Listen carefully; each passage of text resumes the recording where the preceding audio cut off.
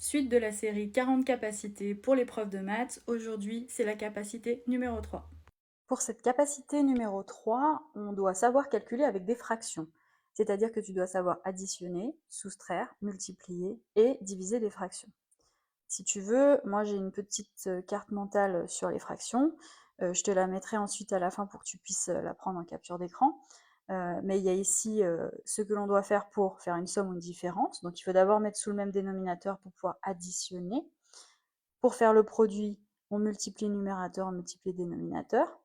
Pour faire le quotient, diviser par une fraction, ça revient à multiplier par l'inverse de cette fraction. Là, après, tu as une partie sur les fractions égales et une partie fraction de quantité. Je te laisserai regarder cette fiche plus en détail si ça t'intéresse. Nous, ici, donc, on va additionner deux fractions, mais avant toute chose, pour pouvoir additionner deux fractions, il faut qu'elles soient sous le même dénominateur. Ce n'est pas le cas ici. Donc moi, ce que je vais faire, c'est que je vais écrire mes calculs là à côté. Je vais réécrire les calculs parce que je préfère que que les calculs soient faits en colonne. Donc j'ai 2 sur 3 plus 5 sur 6. On dirait que c'est le calcul A par exemple. Donc pour ce calcul A, je vais déjà mettre cette fraction-là sur 6. Donc pour faire ça, il faut que je multiplie par 2 cette fraction au numérateur et au dénominateur. De cette façon, 3 fois 2, ça fera bien 6 au dénominateur. Je suis obligée de faire la même chose au numérateur pour avoir une fraction égale à 2 tiers. J'ai donc 4 sur 6 plus 5 sur 6. Et donc le résultat, là, quand tu es sous le même dénominateur, tu n'as plus qu'à additionner que les numérateurs. Donc 4 plus 5, 9. 9 sur 6. La consigne, c'est savoir calculer avec des fractions, calculer sans calculatrice. On pourrait dire que là, on a fini. Si la consigne, c'est ça, là, tu as fini. Par contre, en troisième, c'est quand même bien de simplifier son résultat. Ici, tu as deux nombres qui sont divisibles par 3, donc ça peut être une bonne chose de le faire. C'est-à-dire, je divise par 3, 9 divisé par 3, 3, 6 divisé par 3, 2. Et donc là, j'ai simplifié ma fraction. C'est un petit peu mieux. On passe à l'expression B, c'est à peu près la même chose, mais ici c'est une soustraction, c'est le même principe. Il faut d'abord mettre sous le même dénominateur, et ensuite on pourra faire notre soustraction. Je réécris le calcul.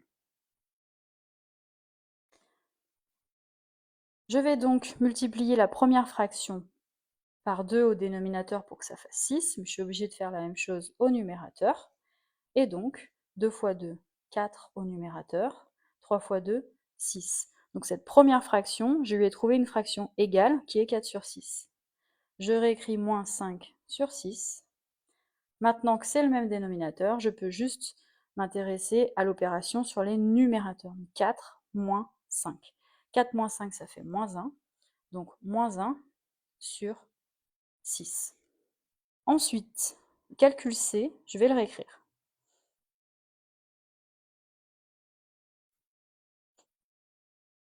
Ici, on a une multiplication. Pour faire une multiplication, c'est à peu près l'opération la plus simple sur les fractions. Il faut simplement multiplier les numérateurs et les dénominateurs entre eux. Ce qui veut dire qu'on va faire 2 fois 5 au numérateur, 3 fois 7 au dénominateur. 2 fois 5, ça fait 10. 3 fois 7, ça fait 21. Et c'est terminé. Cette fraction, tu ne peux pas la simplifier. 10 sur 21, tu n'as pas de diviseurs qui sont communs. Donc on va s'arrêter là. Ici, c'est le même principe que le calcul C, simplement, il y a un moins devant la première fraction. Donc là, tu peux faire un peu ce que tu veux avec ce moins, c'est-à-dire que soit tu le mets au 2, tu l'attribues au 2, donc ça sera moins 2 fois 5 et 3 fois 7, soit tu le mets sur le dénominateur, moins 3 fois 7. En général, on le met au numérateur. Donc au numérateur, j'ai moins 2 fois 5, donc un nombre négatif multiplié par un nombre positif, ça fait négatif, et 2 fois 5, 10. 3 fois 7, 21. Comme tout à l'heure, je ne peux pas simplifier plus. 10 sur 21, c'est déjà irréductible.